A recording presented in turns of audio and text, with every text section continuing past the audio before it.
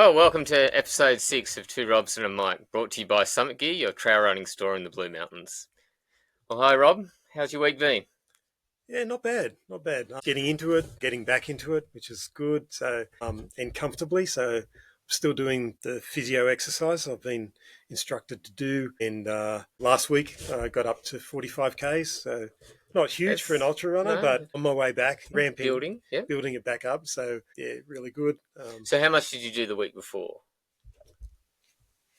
20 something, I think, Okay, or maybe 18. yeah, yeah. Yeah, it was a big ramp up. And Yeah. it's starting to feel like, because last time we spoke, you were saying how hard it was and it just felt horrible. And is it starting to feel like it's coming back? Starting to feel a bit better. It's Yeah, still, yeah, it's definitely still a fair way away from yep. match fitness, run fitness. But yeah, so when we did the Blue Goat course, and I did the 5K after doing the 10K loop, and I was thinking I'm not going to be doing lots and lots of these laps at this rate. Yeah, I need to get a bit faster on that Yeah. course. Yeah. It's a tough course. I was running with because I waited back for one of the runners and I ran with her for a while.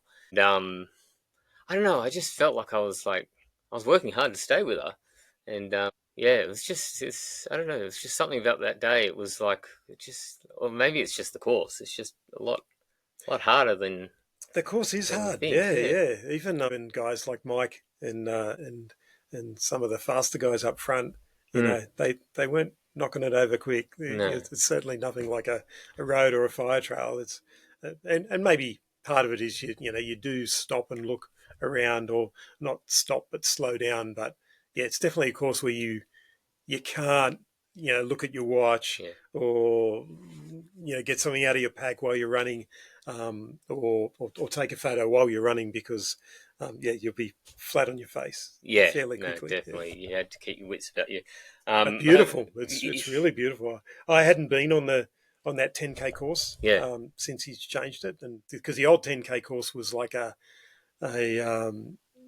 almost like an inverted shamrock, Yeah. Yeah. or Yeah. three leaf clover or something. Three loops. Yeah, Mm, but inside mm, the bigger 5K, and now, yeah, now he goes on to sort of other parts of the property, which opens up some new vistas and new pagodas and new gullies that mm. we'd not run on in previous years. And yeah, I was just running around going, oh, this is awesome. This is really beautiful.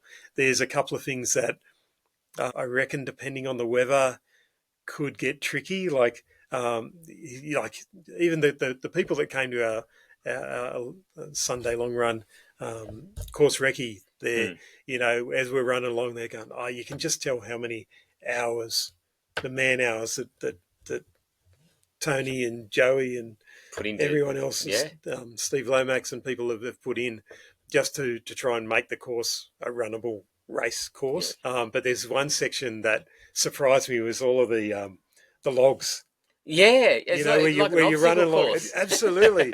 And I was thinking, do I run along the I top, went to the or do I side of go to them. the side? And I'm sure he wants us all to run along the top. And I was thinking, well, it was dry, so Yeah, I was happy to do it. But you're not running fast along there. It actually reminded me of I used to watch Wide World of Sports, and they'd have the Canadian forestry workers that would stand on the logs in the river, or yeah, they'd yeah, have the competition yeah. in like the Olympic pool, and they'd run on them, on the logs, and that's what it reminded me of, like running along all those logs. Yeah. It was funny, and it was cool, but Unexpected, that's for I'd sure. hate to be doing that multiple times if it was muddy. Yeah. I reckon, yeah, There's one point where I bit it, where I kind of stepped on a rock, and most of the rock was pretty good, but this one was slippery, and it just, I stepped on it with my left foot and just slipped under my right foot. I just, it wasn't very graceful, but it was the actual run that day was really nice, because he started off, it was all misty, and there's one point where we're running and all the waratahs are out, and it was quite spectacular. Then all the mist lifted and the sun was out. It was just, yeah, it was a beautiful, beautiful morning. Great day for a run. yeah. It will be a really, really good event again this year. You can tell it's just going to be a great event. Yeah, I don't think anyone that out of the group that came on Sunday morning Um, I think everyone was really psyched about doing the event. Yeah, we had people representing a range of distances there, but yeah, everyone was like, "Hey, how awesome is this course?" You know. Yeah. So I know we've been talking up the last couple of episodes about how technical it is and how difficult and how easy it is to trip, but yeah, I'd certainly hope we're not psyching people out No. so that they won't show up because it's just amazing. It's just It's beautiful. real trail running, isn't it? It's like it's single track. It's what trail running to me kind of represents, and it's yeah, I love that sort of running. Yeah, and it's up and down, and it's rocks and stuff, but it's also some nice sections where you can kind of just run along. There's off camber bits and all sorts of stuff, but it's a great course, and I think anyone that really likes trail running will enjoy that race. Yeah. And even there's sections where you've got to use your upper body. Yes, yeah. They're scrambling up the rocks. If you don't know what we're talking about, you'll. um, yeah. So speaking of getting the mileage up, I was sort of pretty happy and proud that 45, 46 k's was my biggest week since I think early June. Mm. But that had nothing to compare against what Stephen Lomax did over the last 3 weeks. He was in a fundraiser for Run Beyond project. So Run Beyond was started by David Croniti a number of years ago. It's about getting high school students to take up running, and as a way to sort of motivate, give them confidence to set goals and then achieve them and work hard towards a goal. And so yeah, absolutely a great charity, and need some funds to help schools kick that off because Yeah, it's something that you need one or two teachers at each school to take that on and take it on as a challenge and say, yeah, we're going to start providing this, whether it's a Wednesday morning run club before school or something like yeah, that, and they might set a goal of a certain race. I know in the past we had Chifley College students were I think they did the Mount Portal Running Wild race. That was the goal that they trained towards, yep, hitting that. Yeah, so getting back to Steve, he ran in pretty mind-boggling. In 21 days, he ran just over 1,100 kilometres. yeah. So Wow, his second week was 429 kilometres, and his third week was 419. So that's just an insane. absolute beast. And I believe he's planning to enter the Blue Goat Last One Standing again, Well, which he's won it twice he'll be in good already. form. Yeah, so he won it in 2020 and 2021. So he knows the course as well. But that sort of mileage, if he stays healthy, Yep. he will be able to set a really big mark. Yeah. Wow. That's crazy distance. Besides that, while I'm talking about Mm. backyard ultras, Mm. I've been absolutely riveted and had the YouTube live stream going on at home, and when I've not been at home, I've been constantly checking in on Facebook on my phone because the World Backyard Masters Yep. Teams Championship's been on. Australia did really well, came second. So I saw the second place. yeah, Mm. so Phil Gore ended up winning the Australian Teams Challenge with 96 Six. laps, Yep. and Ryan Crawford bowed out on 95 laps. There was a whole lot of the whole thing. There were 63 countries involved. 96. Lads had put it into smaller categories, so there was a smaller nations little mini competition, and then so I think Belgium won it. They ran 110 laps, so it's 110 loops or backyards. That's 110 10 hours. hours that they'd run. It's four So and a it's half days so it's like 700 k's. 700. over, so it's closer to 780 Yeah. kilometres. Wow. Yeah, they were hoping that they would push on to, I think it was 120, got them to 800.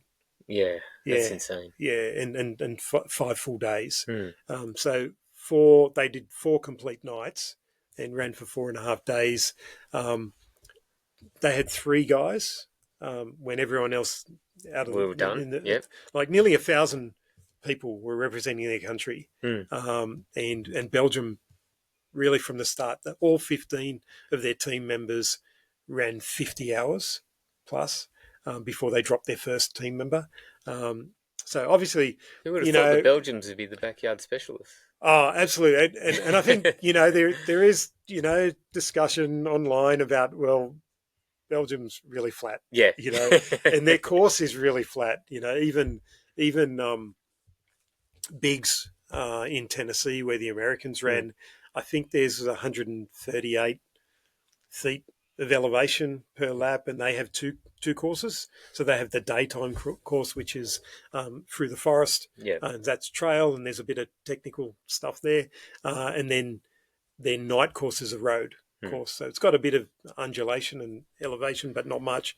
But yeah, I think the Belgian course, I'd love to see what the elevation is for one lap. The Maybe it's six about point seven 5 k meters. must be little, but I, absolutely don't want to downplay the fact no. that they. And what happened was, If anyone can run for that long, they've got my respect. yeah, well, Yeah. I mean, if you think about it, they've run for 110 hours, um, with a minimum, well, sort of the average time per lap was about 49 minutes, Yeah. 49 to 50 minutes. That's over the 100 Yeah. hours, 110 hours. So at best, they're getting maybe 4 or 5 minutes sleep Yeah. sort of throughout the night. So I'd love to see, and I'm sure we'll see it in the coming Mm. weeks, that someone will have done the math on exactly how much sleep they got. Yeah. And it's probably going to be something like maybe 3 hours total in 5 days. Yeah. And to be able to keep running Crazy. 6.7 Ks or 4.1 miles every hour and get in, before the bell. It's a certain mental toughness, isn't it? Absolutely, It's just absolutely. hard to And the US have a new world record holder in Meg Eckert. So she ran 76 laps. No, sorry, 78 laps. So new female world record world there, record. which is amazing. But yeah, a whole lot of people. It's funny when Backyard Ultra really sort of became popular worldwide. You could get to Biggs, which was like the world Mm. champs, Mm. with 35 laps. Yeah. Now the what they call that, they have an at-large list. That's for people who haven't won their event, but they've hit a certain mark. Yeah. It's something like 85 laps. Yeah. So you've got to have 85 hours of non-stop running just to go to the world champs. Like it's just insane, but amazing to watch. And it's one of those things it's brutal, but it's beautiful. Like, It's certainly brutal. yeah, absolutely. Well, speaking of, So that's what I've been up to. well, I guess speaking of laps, since we last spoke, we did the Saints and Sinners event with my son, which was which was a joy. So we did the pairs race. It was good. Like it was nice because Harry's down in Sydney. I don't get to run with him that much anymore. Yeah, it was just nice to be able to do an event with your son, and we had a great time. So 3 hours. So not. Not 110 hours, but 3 hours. He made me go first, which I was so I had to do 4 laps. He got to do 3, but again, that's a great event. Like it's a really nice vibe at the in the at the hub there because everyone's there, and I like this year they made the course weave through the quadrangle where everyone had set up for the day. So you got lots of yeah. You're sort of running just through the middle of everyone as you come through and do your lap, and yeah, I kept waiting to see like a big collision. yeah, no, I think everyone got through pretty yeah, unscathed through the school quadrangle there at St. Columbus. It was, and they had the live band. Yeah, how awesome is that? Had a live band because they It's so played good. pretty much non-stop Yeah, for they had a little 6 hours break. or something, didn't they? Yeah, Yeah. here and there, but generally, yeah, they had the tunes going, which was awesome, and yeah, just the quality of the runners that were there as well. It was impressive. Like you had people like Benson Lawrence, cranking around at the rate that he runs, which is always very impressive to see. Well, Ben and Katie won their mixed pairs Yeah, event. yeah, I think the 3 hour they did. yeah. We Harry and I were accidentally put into the mixed pairs. Oh, okay. So at one point we were coming second, and then I had to report that we were both actually male, and so we ended up coming fifth. Tick the non-binary box or something. Yeah, I don't know. I don't know. I entered Harry, and so maybe I got that one wrong. I don't know, but yeah. So no, a lot of obviously they have a whole range. They had the 6 hours, they had the mixed teams, they had teams of four, teams of two. So there's lots of combinations, but it's just a great event. Just a lot of fun. I really enjoy the course. Like it's kind of a technical sort of course. You're heading out downhill for the first half and then heading back up for the second half of the event. My knee, which I'd been having problems with, had just sort of come good, and I couldn't help myself, but I ran really quite hard, and I think I aggravated it again. So I then had to have a couple of weeks off, not off, just backed off Backed again. off, yeah. So I've had maybe what would be a bit of an extended taper for my Bondi to Manly Ultra that I've got coming up this weekend. So 80 Ks. We'll see how we go. I don't feel as prepared as I think I should be, but we'll see how we go. All right, We'll let's have some gear talk. Yeah. So, what shoes are you running? So I've thought about this, and it's 80 Ks. I want something comfortable. I am going to be going on road as well as trail.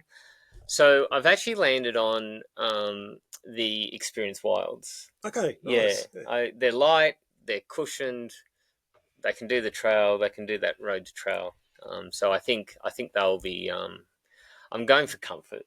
Yeah, comfort and cushion. And especially over 80 Ks, you'll have the room in the toe box for your feet to spread. So yeah, so you definitely won't feel cramped and shouldn't lose any toenails. No. It'll and I'm hoping to go out for once, get to stay in my own head and go out easy and not get caught up in other people's events, and just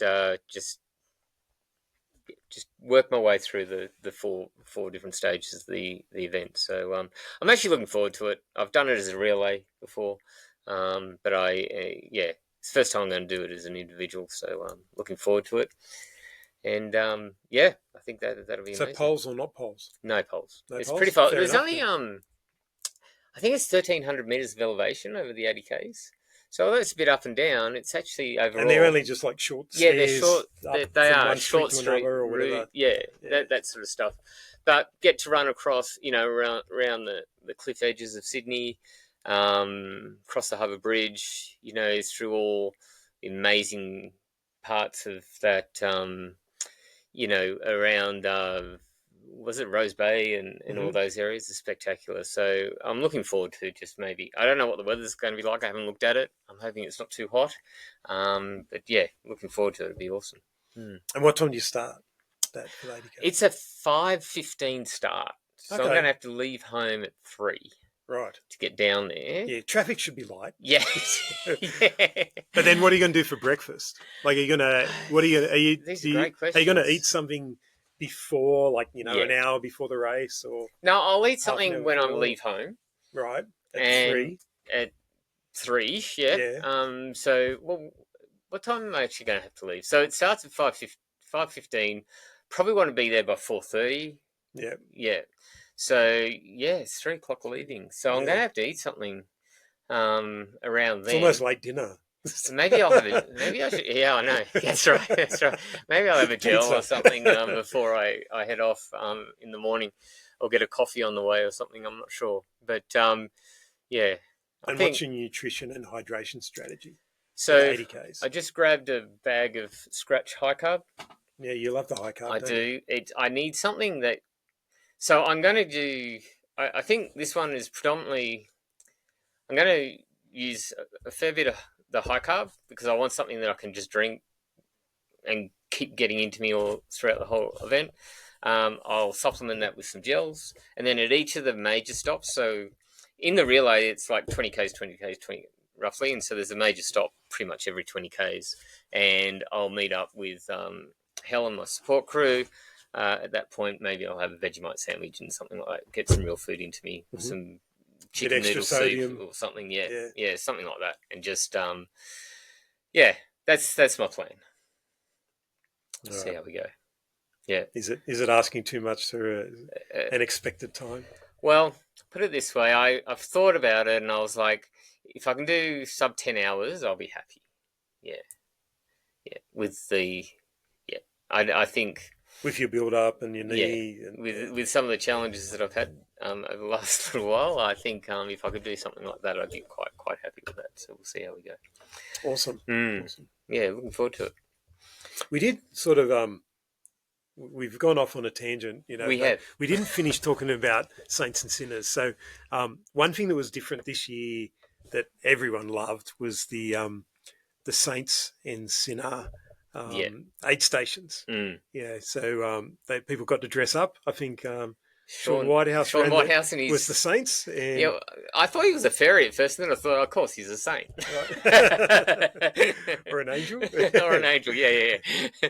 He blessed me quite a few times, so And then much appreciated. and then I liked. I mean, I loved the sinners aid station with Yeah, Tom, Lou, Gav, Clifton there's as captain I think there, there was and beer Jody. bottles and Yeah, there was wine like bottles. wine bottles and empties, of course. And there's some really good props there. But one thing I liked was a nasty twist for this hell Mm, and sinners was you had to go upstairs and then downstairs. I know. Whereas last year you just ran along a fire trail and then you just sort of like darted down. You're on the oval, On the and it was and just flat to the and to it the aid was station. like it really caught me by surprise because I was kind of looking forward to just having a loop of the oval just as a bit of a recovery, and then I get down there and I see this thing go straight up these stairs, up over these rocks, and then down the other side, and I was like, oh, you bastards! But it was but yeah, it was good. It was good, and I think on the last lap that I was doing, I think you were there and you were filming, as I came up, and I normally was walking up the stairs because of my knee or whatever, and everyone was yelling at me not to walk, so I was Yeah, I forced to think that run was up the me. stairs. So no, You can't no walk. walking. You got to run. So yeah, it was. But no, that was really good, and I think they even for fun, the running wild committees, you know, put out on Facebook. Like, okay, which one, which one are you voting for? Yeah, The yeah, they Saints did, they versus did, Sinners. yeah, So yeah, I'm sure that it'll be back even bigger and bolder next year with even more props yeah, and things to run through. But yeah, sure. yeah, so that was that was really a highlight for me. Hmm. Was those aid stations in terms of the results. So in the 6 hour, there was a male pair of raw runners. They were called raw runners. Yeah, 14 laps, hmm. which is pretty hot times, Yeah, even it's for crazy. that course. Jason Wheeler was the solo male winner with 12 laps. And Emily Brunt, someone I'm pretty much saying every podcast. So Yeah, she's continued that form of winning events. So hmm. she was the solo female with 11 laps. So not too far behind. The 3 hour teams event, that was pretty interesting to watch all morning. Hmm. So there was run crew and a lot of young guys from the run Yeah, crew team. And then there were the fit performance team, also another Blue Mountains team, yeah, and a lot of young guys there, like teenagers. There was only 4 minutes gap between the two. So they both did 9 laps hmm. as the teams in Yeah. 3 hours, which is pretty hot running. Fast running. Yeah. And yeah, to only be 4 minutes Hmm. gap between first and second was I know that in the first 2 hours there was a bit of lead changing and shuffling or leapfrogging Yeah. between the two teams. Yeah, and then in the end, the last hour run crew got away from them. Hmm. Yeah, Giles Smith was the solo male winner with 7 laps, and Sarah Levitt Yeah. came through as the female winner, and That also with 7 laps. that Yeah. one stuck in my mind because I've seen Sarah like at park run and all this sort of stuff. She's always been a really good runner, but and there has been the odd occasions where we've kind of raced each other, or run next to each other, or these park runs and stuff. Anyway, she took off. I just remember because I was on the very first lap, so we all took off together, and she took off, and I just had in my head like I don't think, how's she gonna like that? She's going pretty fast to run like for 3 hours at that pace. Like it'd be impressive. And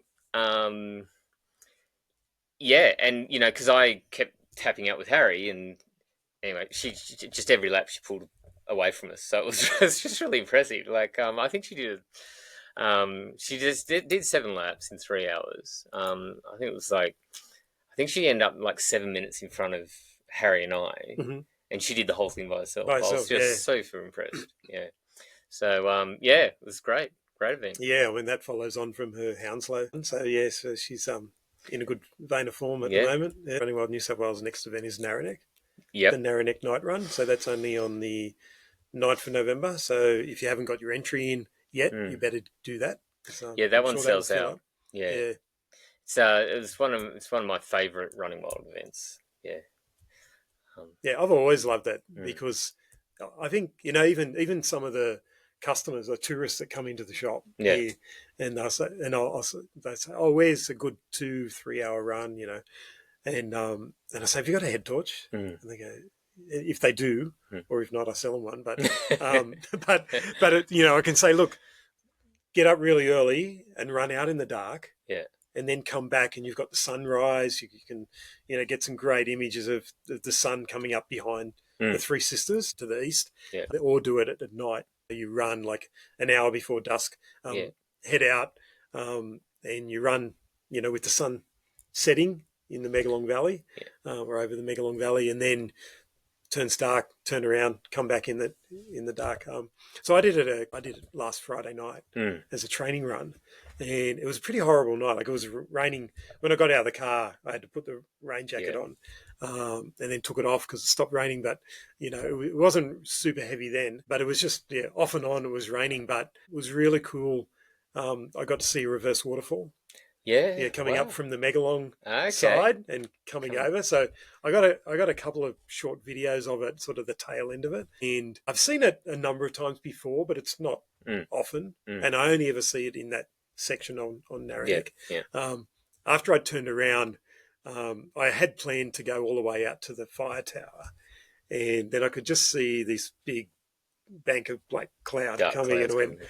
nah, It's pretty It's pretty that's just gonna exposed up drop there. on me. Yeah. So I turned around a bit early, maybe a kilometre early or so, and I was coming back, and I got back to that section, and it was true dark then, so I'm running under headlamp, and it was just like a pea super. It was so Mm. thick, and I was like, this would all be that cloud Yeah. coming up Coming up over over. Yeah. because you could see it moving Mm.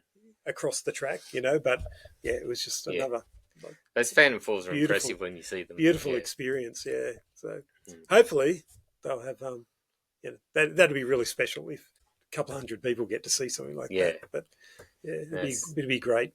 Especially it's a good one for people who have never done like an overnight run or a nighttime run, yeah. and they're a bit nervous about running at night, under headlamp on trails. Then you've got lots of people around you of all paces, so there will always be someone Yeah. who's roughly your pace, and then you're only doing half the run in the dark. So Mm. yeah, And they still have the two distances. they do. Yeah. Yeah, Yeah. short and long. Short and Yeah, long course. So if you yeah. don't I feel think like doing the full I one, think you the can. short is 14, Yeah. and the long is 24. Yeah. Yeah. So it Longer than starts it at a used to different be. spot. Yeah. Yeah, absolutely. Yeah, you don't start at the gate Yeah. anymore, which is past the concrete hill. Yeah. Now you Now you got to start go back. up the concrete hill. Yeah, Of course. yeah, yeah. A bit more vert these days. Yeah, but no, that'll be a really great event too. Yeah. Awesome. So, in terms of our Sunday long run, what we're planning to do this coming Sunday is a run on the 6 foot track. So I know it's early days for doing course specific training, but So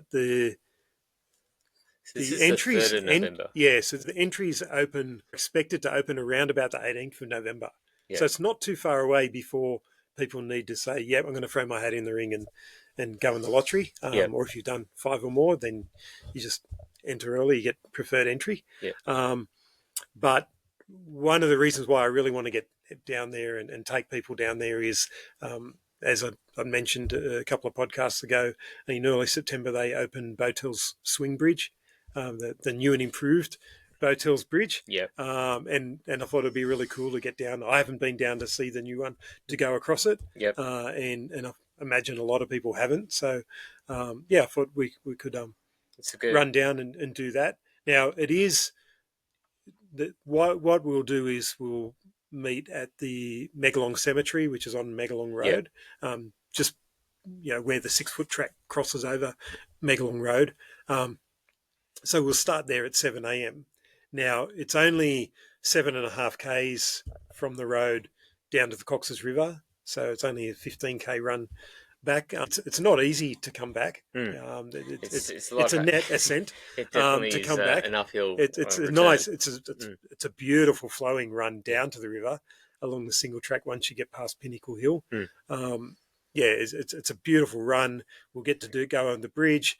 We can then head to the campground Yep. there where there's some toilets. So it'll be halfway. We can use the toilets there. If it's really hot, you could have a dip Have a in the swim. Cox's River, cool off, and then be a little bit cooler to run back. They often have good water there in the rainwater tank there, so you could refill as well. But if that's too short for anyone who wants a really long run, Yeah. so we've got a couple of options. So one is for people to start maybe an hour earlier. I would say you'd want to be an hour earlier. So start at 6 a.m. at Explorers Tree, like at the start of the 6 foot track. Generally, when people are running it, either in training or on race day, if they're like roughly a 5 to 5.5 hour runner, they're going to take sort of 40 to 45, 50 minutes to do that. So Yep. it's a pretty relaxed pace, knowing that you've still got another another 38 35, k's 38 yeah, k's to go. Yeah. So yeah, if you're not just absolutely belting, then an hour to get down there would be Yep. And then pretty join the rest of comfortable. everyone. Join the rest of everyone else. So if you left, at least by 6 a.m., Yep. took it pretty cruisy and get to the road, you might have 5 or 10 minutes or more spare, depending on how fast you are and how cruisy you took it. So that would be one option to do that. Then if you went all the way to Cox's River, turned around, went all the way back up Nelly's, then you're looking at a 33 k run. Yeah.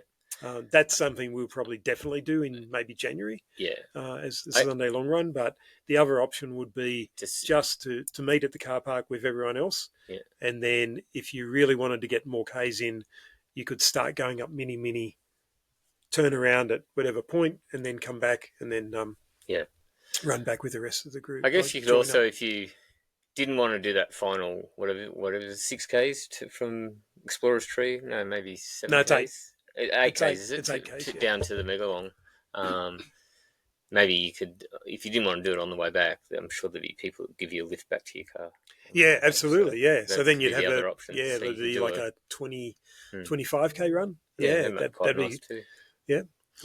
Awesome. Well, that sounds like a cracking idea, Rob. So hopefully we'll see you there on Sunday. Nice.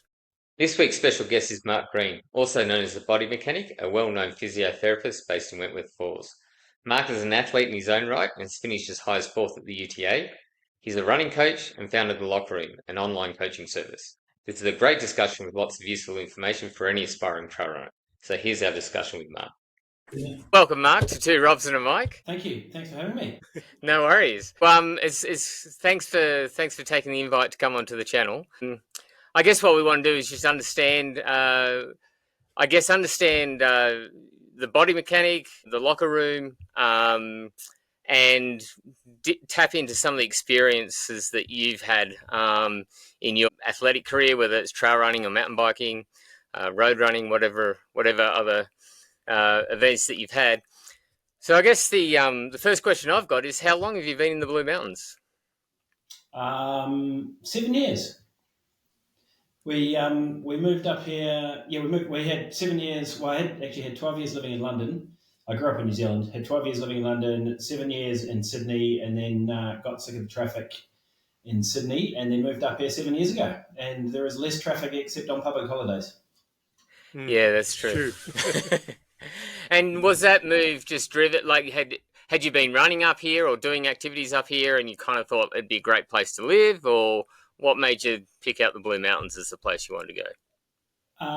Yeah, pretty much that, actually. So my wife and I both grew up in different country. She grew up in the North Island, but in a little rural community, and so did I. I grew up about 2 hours south of Queenstown, which was a place full of lakes and rivers and mountains and things.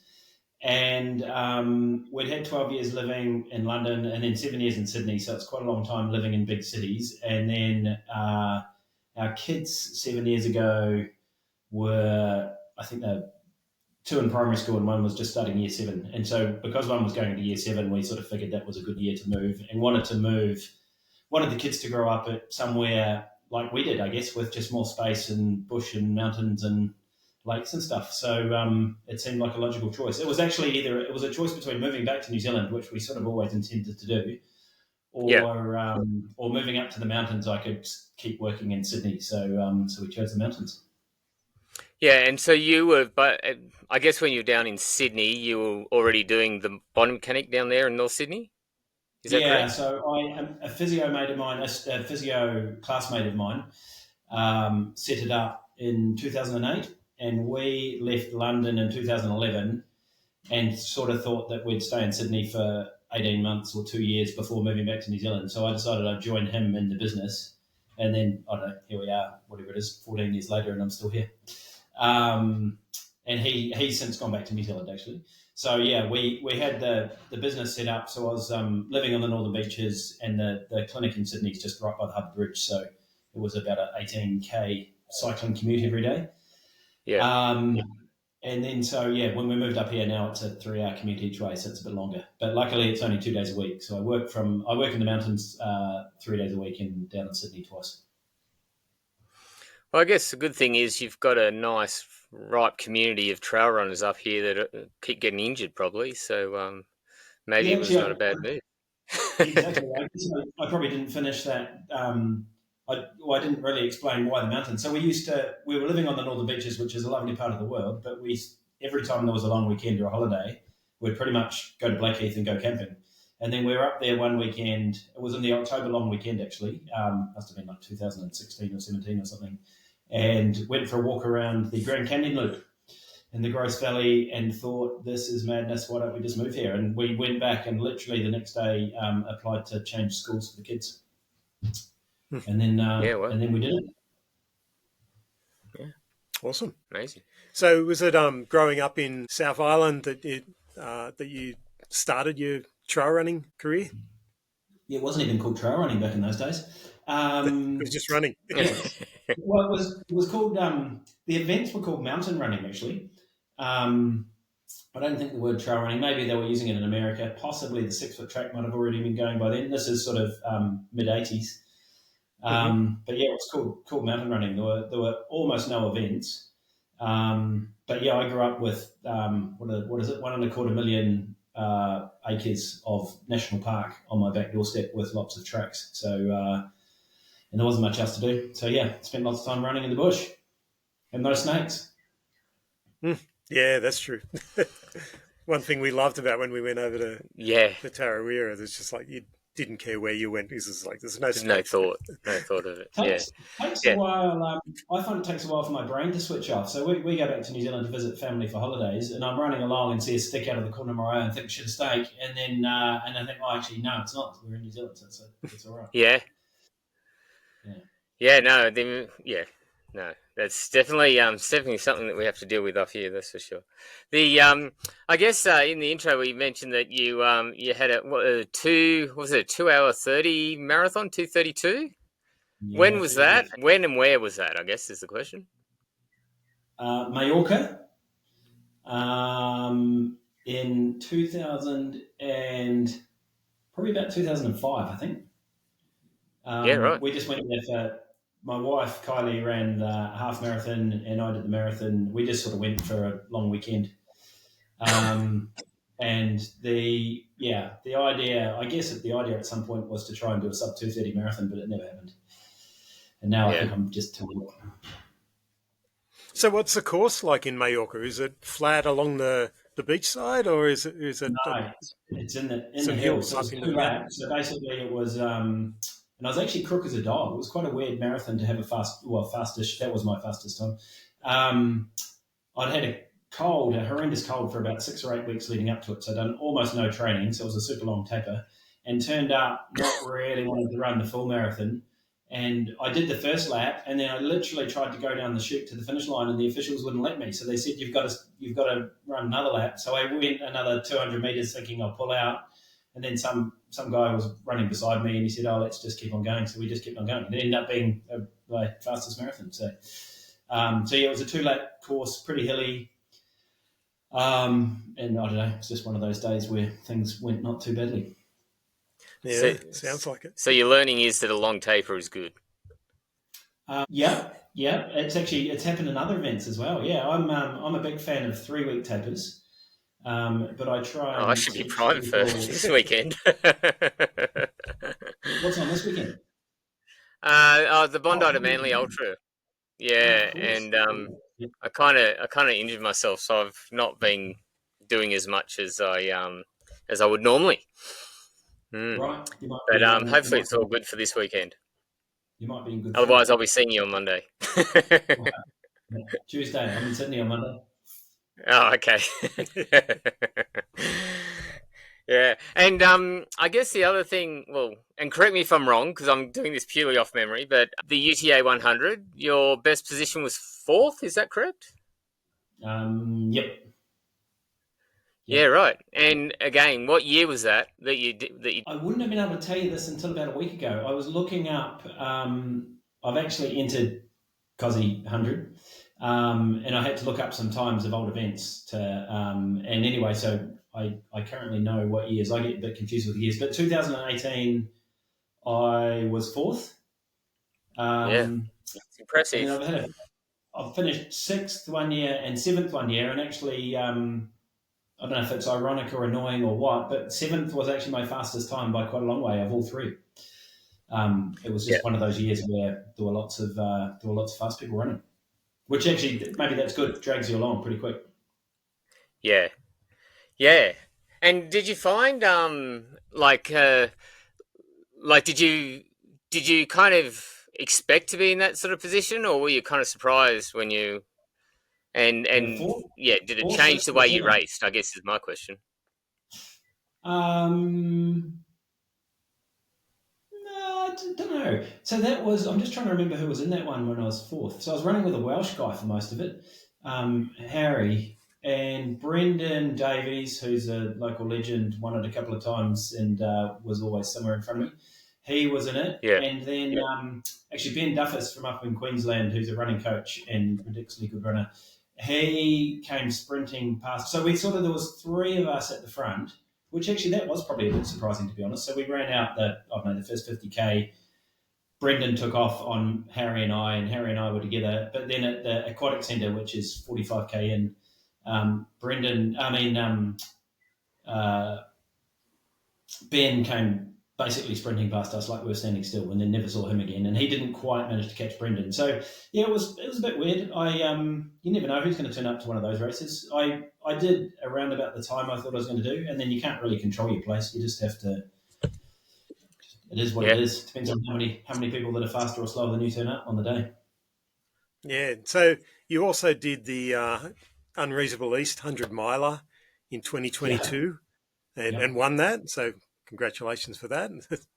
Thank But you. have you thought about going back to the miler or stepping up to a 200 Uh, miler?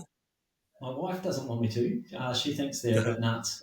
I finished in a pretty bad state.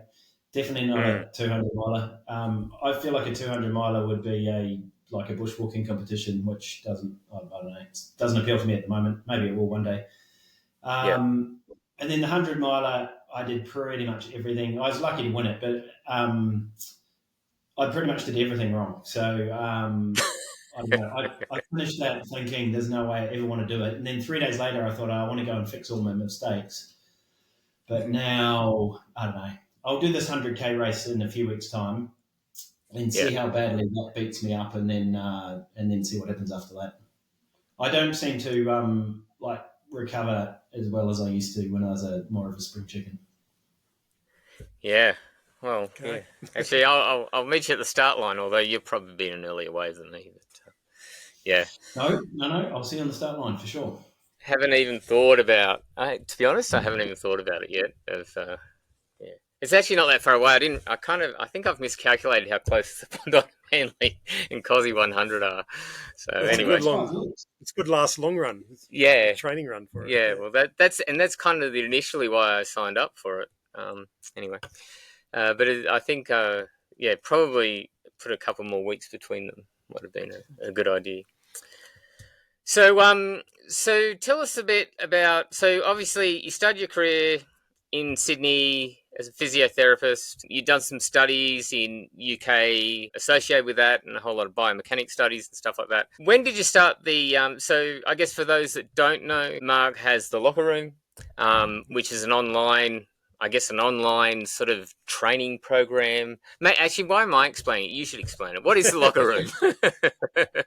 Um, it is. I think you're right. It's an online training platform basically for runners, not only trail runners, but it's sort of predominantly trail runners. But I actually started it to be an online physio platform.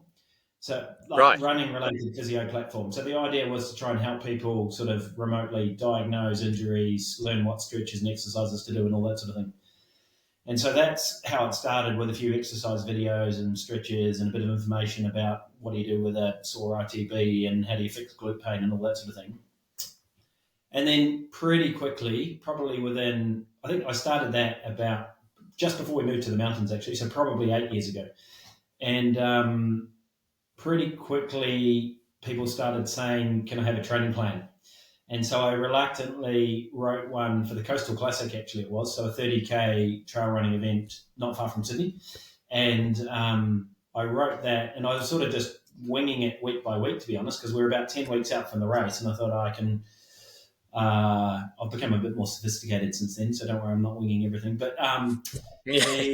it was just sort of going week by week, working out what people should be doing. And I did a beginner, intermediate, and advanced level just based on sort of people's questions and what they were after. And then it sort of just escalated from there. So now it's turned into much more of a training platform than a physio, although it's still got all the physio advice, return to running Hmm. program. And there's a 0 to 5K for people that are just getting started. And there's lots of information of just about, nutrition and gear and everything you need to know to hopefully have a successful trail event.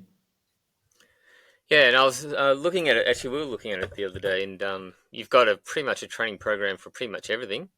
And I guess it's Absolutely. probably for those people that maybe are uncomfortable finding a coach or don't really know a coach. It's a really good way to get started and get a more of a professional plan put in. I guess that's Yeah, probably what you were trying to do. yeah, and then I actually think I get quite a few emails from people who've just been members over the years, because it's a migrating or constantly changing population. So there's quite a few people who've been members for years and years, but I sort of expect people to come and go depending on what events they've got coming up. And I think like you said, it's quite a good introduction to some sort of coaching. And Yeah. I think a lot of people move from that and think, well, actually, I'm really enjoying this, but I want more input. And then so they'll go and find themselves a one-on-one coach and start doing that, which is great. So it's good if I can introduce that to them. Yeah, yeah, definitely. And I guess the other thing is like I think it's every Monday I get a weekly email with you with the latest tips or some um, Except some except long insight. weekends. I'm guilty Except of long long weekends, weekends. getting to Sunday night and thinking, oh, I should write one, but I haven't got time. So yeah, it's almost every Monday. I think in 7 or 8 years I've probably missed about 5 or 6 Mondays, I reckon. Yeah. We'll let you have the weekends off, Mark. Thank you. Have you? So this week's one was single leg squat. So if you read it, have you done any single leg squats since Monday? Do you know, I did read it, and the one issue I have been having is a knee issue that I'm Oh, just trying to nurse through to the Bondi to Manly, so I haven't done it. Hmm. you chose not to. Fair enough. You should be doing some fun rolling instead. Yeah. We'll have a more detailed chat about my injuries another time. on, on Tuesday. Yeah, that's right. And you might find that that's the recommendation. You should be doing single leg Yeah, squats. that's right. Just follow And my fun rolling. emails wrong. Yeah.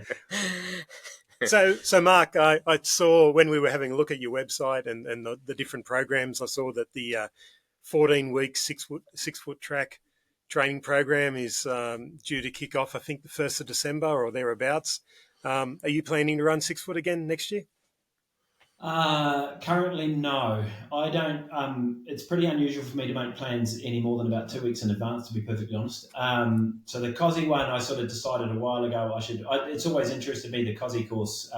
Just I love that area. We've been mountain biking there loads. I haven't done that much running down there, but the course and the environment really appeals. So I sort of committed to that long before I usually would commit to anything else.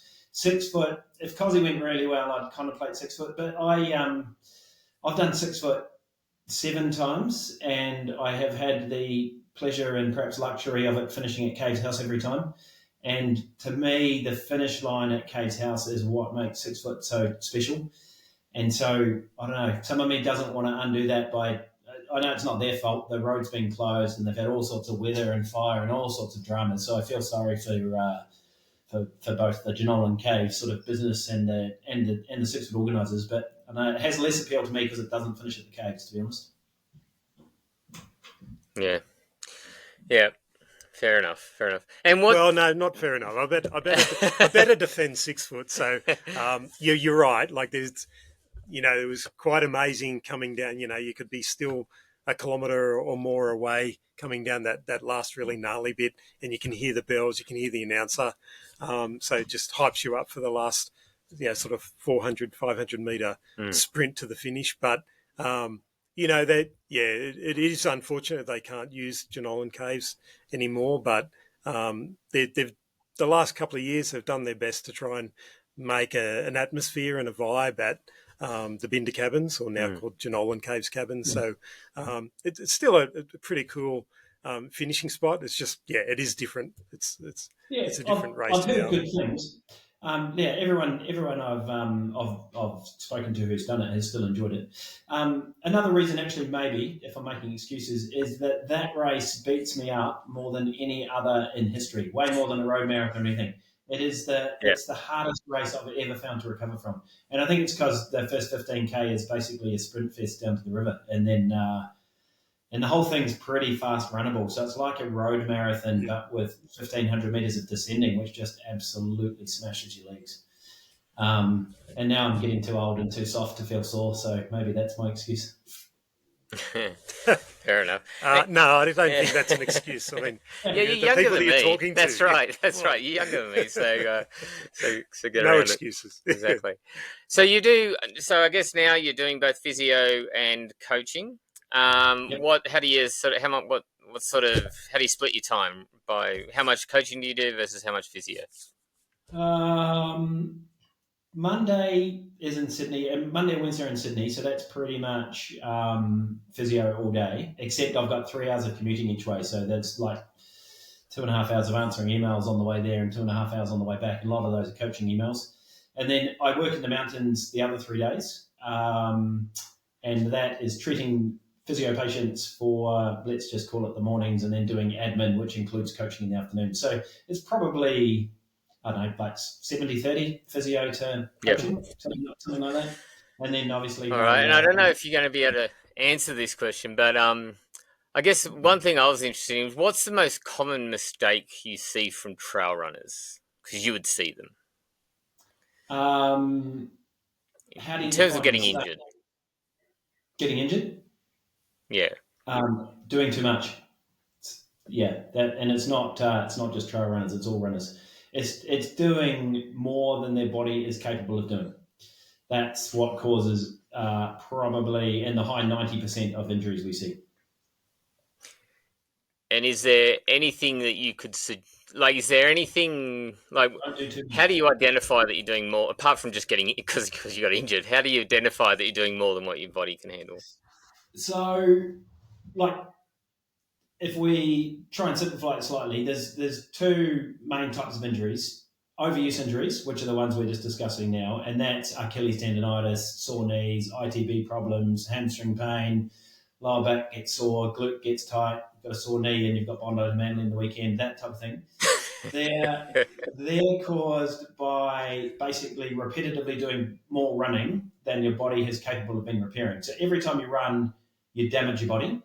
This is anytime you do any type of exercise, you're damaging your body. So you're damaging the muscles, damaging the joints, damaging the ligaments and the tendons.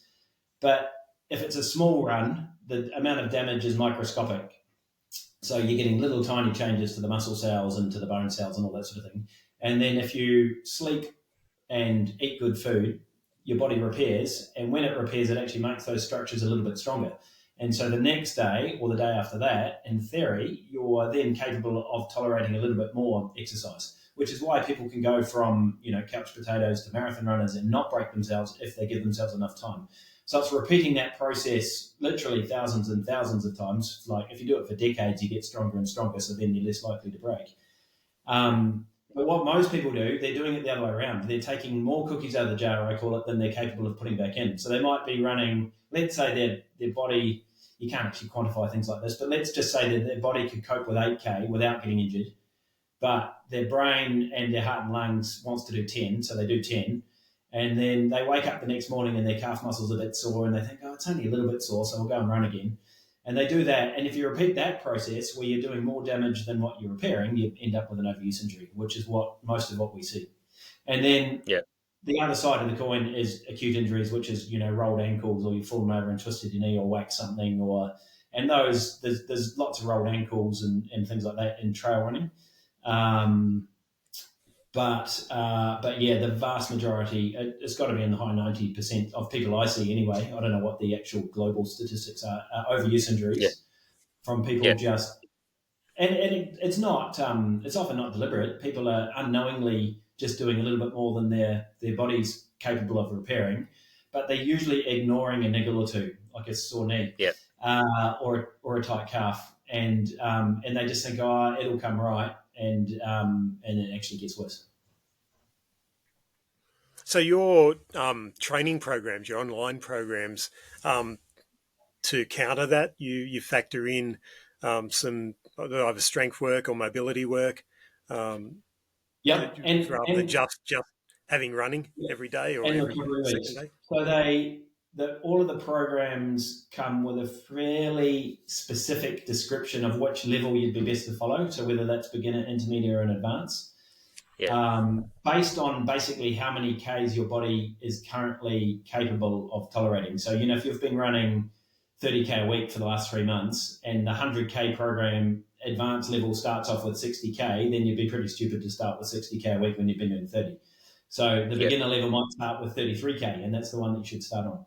So that's part of it, is sort of trying to get people to sign up to the level that's appropriate for their current level of fitness, not for their aspirations for the race. You need to train at the level that your body can tolerate, not for how fast you want to run. And so that's a big part of it. And then it works in 4-week blocks where there's 3 weeks of building volume and then a recovery week. And the recovery weeks are probably the most important in the program if people do them, because that's when your body actually repairs all the damage that you've caused. And so that process we just talked about, you get a week of repair. It's not rest, but it's just low volume and low intensity. And then your body is prepared for the next 3-week block. And the 3-week blocks build as well. So for the longer races, they're 16-week programs. So you get four of those building blocks, although the last 3 weeks are a taper as well. And then they also include stretching, rolling, strength work. And the people who do the strength and the rolling, I get a lot of feedback on this, are the ones that get the most benefit and end up actually running the fastest. And the people Yeah. who don't do the stretching and rolling are usually the ones that come and see me in the physio clinic. I was going to ask you, that's great leading, like what, yeah, like just because I was going to ask, like if, you're training for like a 100K race, ultra, whatever, I guess the versus just getting the kilometers done that you need to get done to be able to do that sort of race, how much importance do you put on the strength training aspect of it? And, just your overall philosophy on strength training versus just getting the miles done that you need to get done. Yeah, a huge amount, because the strength work, if you do the right sort of strength work, helps improve your stability and your mobility And in my programs, it's not so much the brute strength. So brute strength I would call like deadlifts and squats, where you're lifting heavy weights, usually got both feet on the ground, and you're trying to make muscles bigger and stronger. So you're often doing things like heavy weights and to exhaustion. And so that makes your muscles bigger and stronger.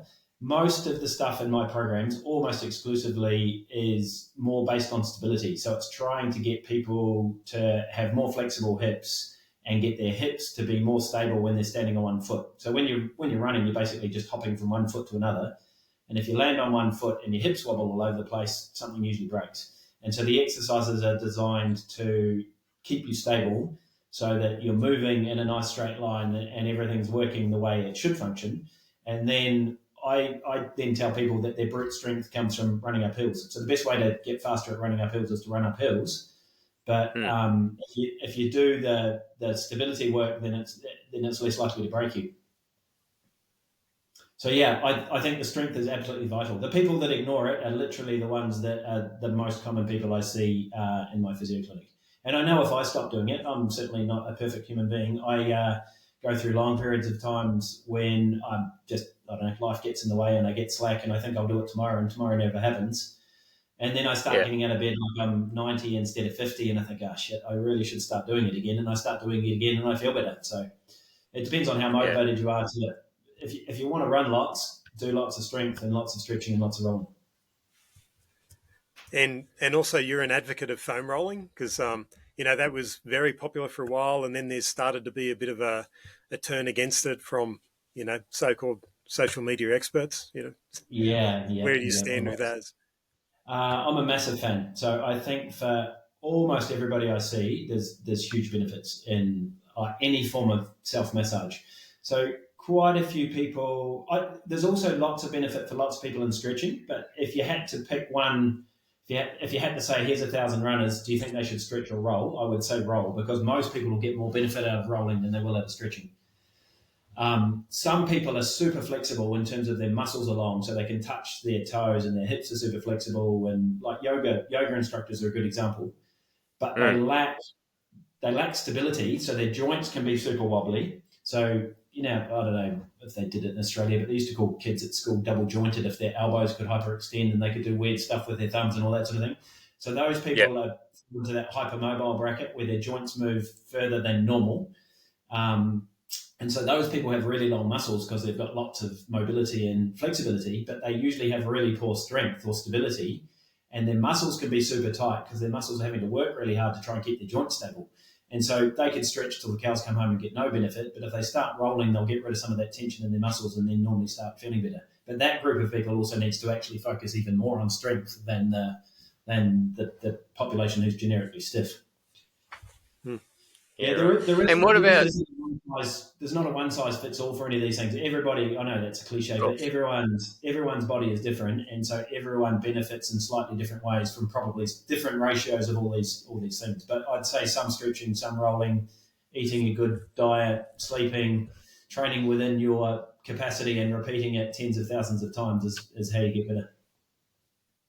And I guess one thing I've felt anyways as I've got older, like the strength training feels even more important. But I don't know if that's true. I don't know if you have a view on that, but it certainly it feels that way to me.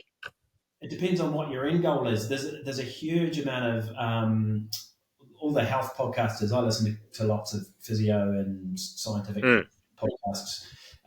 There is a truckload of information at the moment about how old people should try and get stronger because it makes you healthier, live a healthier life for longer. So the thing that kills old people, the thing that makes 80-year-old people, one of the things, less healthy and more likely to die is basically a lack of stability and a lack of strength.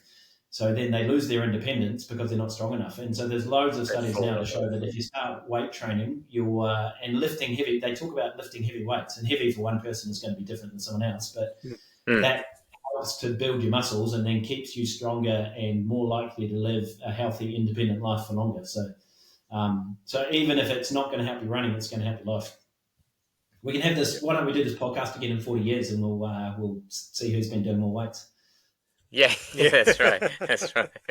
We'll see. It That, might that's be good. it That's a might, good it might challenge. be one Robin and Mike, and no Yeah, Mark. no Mark. Yeah, yeah. uh, okay, so I guess well, thanks, Mark. That's awesome. And I guess the couple two more questions to maybe wrap up. What's the race or the event that you're most proud of? Ooh, that's actually easy. Kepler Challenge. So speaking of trail running in the bush in New Zealand, so where I grew up in Te Anau was where the Kepler Challenge race started. So it's a 60k run around a mountain range down the bottom of the South Island. And my father and a couple of other, he was a school teacher, and a couple of other teachers from the school were actually the ones that started the event. So they organised the first, quite a few of them. This is back in the days when it was called mountain running. It's called the Kepler Challenge Mountain Run. And so I first did that when I was 14, and they didn't have many rules back in those days. But I did it sort of as an official. So I think Dad just made up a title and called us the midfield sweepers. So we just ran it and picked up some rubbish. And so Feels yeah, so that was quite cool. And then I guess I don't know. That came a bit of a because it was pretty big with our family, just because Dad was involved in organising it, and the whole community sort of got behind it. It's a big fundraiser for the community and all that sort of thing. So, and it's a pretty like the town was 3,000 people when I grew up, so it's a pretty small little town. And so I did that race a lot of times in my late teens, and then right through to I left New Zealand when I was I don't know 28 or something. So I think I'd done 10 or 12 of them by the time I was about 28. Um, And my fastest time, which annoyed the shit out of me, was 5 hours and 8 minutes because there was this like pretty exclusive sub 5 hour club where only a handful, a few guys. Now there's been quite a few more, but back in those days, almost no one went under 5 hours. And so I left New Zealand when I was, I think, 27 or 28 to move to London. And anyway, then 12 years passed when I hadn't done it. We moved to Sydney and I turned 40 and then had a pretty enormous midlife crisis where I don't know, I just felt like I didn't want to be 40. And as you so do. Yeah. uh, for some reason I can't really explain, I just thought to myself that I'm going to start doing the Kepler again. And then part of it was if I can beat my 22-year-old self, then it doesn't matter that I'm 40. Um, and so I went back at 40 actually, and did 5 hours and 12 minutes, which annoyed me even more. Mm. So I was 4 minutes off my 22-year-old self. But then I went back the year after, so I think I was 41. Pretty sure I was 41, and did 5 hours. I still didn't get the bloody 5 hours, but I did 5 hours and four. So I beat my time, and I literally flew back to Sydney, and felt like my midlife crisis had finished. I just was quite happy that my 41-year-old self could beat my 22-year-old self, and so I finished that race with like the hair standing up on the back of my neck, and it was pretty special. It was good. Yeah, So amazing. and then yeah, it was cool. Amazing. And last question from me is, what's your favourite run in the Blue Mountains? Ooh, it's probably actually so. It's one I could do from home, and you can't do it anymore, sadly, for very bad reasons. It was Wentworth Pass. Mm. But it's now probably permanently closed because of that horrible rockfall that killed people a year or two ago Yeah, with the flooding. But yeah, I can run out the door and do a 10k loop, which goes down the most amazing waterfall and staircase hanging off the side of a cliff. You can't actually believe it until you guys have probably done it, but just unbelievable scenery. And there's never anyone down there. I'd almost get annoyed if I ran that loop and saw someone. I would be annoyed that they were on my running track. they're on your track. Yeah, yep. So yeah, that I think was that was my most enjoyable run in the mountains. I did used to do it like quite a lot, and then now you can't. Yeah. Amazing. So what's replaced that run then for you? Actually, I really enjoyed plug for Summit Gear. Really enjoyed the horse track loop that we did that Rob, that you guys put on a few weeks ago. That was awesome. I hadn't been really playing in the Gross Valley since Lockie left the mountains. Yeah. So him and I used to do a little bit, and holy cow, Perry's look down. You forget it's like three further stairs on top of each other. You sort of forget. I knew it was big, but then going out there, and you think, holy shit, when is this going to finish? It's just massive, the hills over there. So that was cool. I really enjoyed that one. Yeah, Yeah, yeah. I need to get It's over an there. awesome loop. Yeah, I'm lucky. I can sort of run out the door of the home, and we've got you could spend 150K on different trails and not go over the same one twice, and not see a sealed road from my doorstep. So to get in the car and drive, it's a bit slack, but what is it, half an hour to drive to Blackheath, and I just think, I haven't got an extra hour, so I just run from home. But I should get over to Blackheath more often, I reckon. Yeah, amazing. So, races you got planned for 2025? Now, I know you Uh, said that you normally I don't, only think about it 2 weeks in advance, but surely there must be something that's in the back of your mind. It's like, oh, I wouldn't mind doing that. I feel like I should do some different ones. So I've sort of got into that habit of just doing the same circuit of races, and then I basically haven't had a proper. I haven't actually trained properly for anything for 6 years. So I'm actually training for COSI, which is different. So I haven't. This is the first time I've pretty much trained since I've lived in the mountains, which is pretty stupid, isn't it? You come up here and then if it's on your back doorstep, you don't do it anymore. So, and when I say training, I run pretty much every day, but I mean actually doing some long runs and putting a bit of thought into it, I guess. Mm. So if COSI goes well, who knows? I'd actually quite like to go over to Tarawera. I haven't done that one. And I feel you get so much good feedback from doing that from everyone that's done it that I feel like that would be a good experience. And then I don't know, Yeah. maybe I should go down to Victoria and do some of those horrendously steep Buffalo and well, you did that last year, didn't you, Rob? Do some of those ones. Yeah, No, I should do I something did. different. Is what I probably should do. Any thoughts of any trips over to Europe? Oh, I'd Try some of the love trails to. over there. I wish we'd done that when we lived in London because it was like 100 quid for a flight to France, and yeah, it was stupid. Now it's I don't know, it's the expense as much as anything because there's no way I can go by myself. I wouldn't want to go by myself either. So No. there'd be five of us going. So that's five airfares, five lots of Yeah. accommodation. It'd be pretty And you cool need to fun to go do that. early so you can acclimatise and get to the whole, get time zoned and all Yeah, that sort of stuff. So yeah. yeah, it's One not a one cheap day, trip. I think in terms of like if you would call it a bucket list, I think doing UTMB one day would be awesome. But I think I'd like to do it with a camera and a friend and go slow and take photos and try and actually enjoy it rather than race it, if that's possible. Yeah, that's what you say. Then Yeah, you I get to the know. I start know. line. It goes Yeah, Mark. yeah, yeah, yeah. I'm trying to. That's what I meant to do. That was my aim for the. Why I say the Unreasonable East went so pear shaped is my aim for that was to drink beer. This is probably pretty irresponsible, especially for a healthcare professional. Drink beer and eat pizza at some stage during the race, because if I could do those two things, it would mean that I wasn't going so fast that I was being stupid. And so for the first 30K, I went pretty slow. And then the guy that I was running with had an issue with his pack, so he stopped, which left me at the front of the field. And then I thought, oh, bugger this, I'm going to race. And so I took off. And and then I couldn't really eat or drink anything for most of the rest of the race and felt like shit for the last 50K and walked lots of it. And so my main goal, which was to take it easy, didn't happen, which that's the sort of thing I want to go back and fix. I want to go back and just pace it Yeah. properly and do that. I, So maybe one I'm day, not who sure if you knows? remember because I think you were a bit delirious at the time. But I drove past you as you were heading when you were doing the race, and you were heading down King Tablelands Road or Tablelands Road, and yeah, I kind of waved out the window, and you kind of looked at me as if I was an idiot. Was that going down like back towards the hospital? So that was with like Yeah, 50K to go.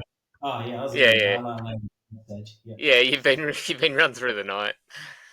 Yeah, yeah, and I'd Yeah, just gone too fast for like I'd basically gone really well to 120K, and then I went really really badly. yeah. So yeah, and you saw me just when I first started going super bad, so I think it got even worse after that. But it's part Well, of it is part of the 100 experience. miles, so it's Yeah, not meant to be exactly. easy. Yeah, yeah, Yeah, if it was easy, everyone would do it. Exactly. yeah. It's true. Yeah, All right. yeah. Awesome. All right. Well, Mark, anything else you wanted to say? Let us know. No, no. Thank you very No much. more Thank confessions. you guys. Thanks for putting on the Blue Mountains podcast, and thank you also for the Summit Get Run Club. That's an awesome initiative in the mountains. So I think Every lots Sunday, of people. we're Yeah, I know. And lots of my patients have Exploring been a doing different it. trail every week. This is the aim. Yeah, that's great. How long do you Hmm. reckon you can do that for? It's a good question. We'll see how we go. So Till we We stop did entering race, probably. yeah, we we got had during the It's COVID been lockdown. stretched a bit this week because I actually have to work on Sunday, and so I think Rob's on his own this week. Well, So that's going to it's going to be a bit of a challenge, but we'll keep going while we can. yeah, that's awesome. During the COVID lockdown, when we had the whole Blue Mountains available to roam around and no tourists, Mm, we did a family challenge of doing a different trail every weekend. So we did, I don't know, we probably got up to about 15 or something of them. So there's some pretty cool ones. You have to just start looking on heat maps and all that sort of thing and try and. But there's so many tracks. So yeah, I think yeah, if you keep looking and asking people, there'll be some. awesome. Sassafras, is it called Sassafras? That one down from Springwood Way. Have you done that? Yes. Yep. And the Woodford Dam loops and Dr. Yeah, Dark's Cave, Yeah. all that stuff. Yeah, lots of good stuff Yeah, to we've do. got Woodford Dam coming up.